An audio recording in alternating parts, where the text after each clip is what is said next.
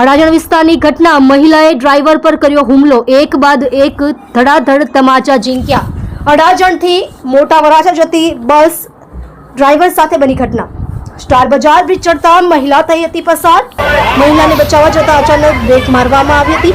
મહિલાને સીધા રસ્તે ચાલવા ટકોર કરવામાં આવતા મહિલાનો પિત્તો છટક્યો। મહિલાએ ડ્રાઈવરને એક બાદ એક તમાચા ઝીંક્યા।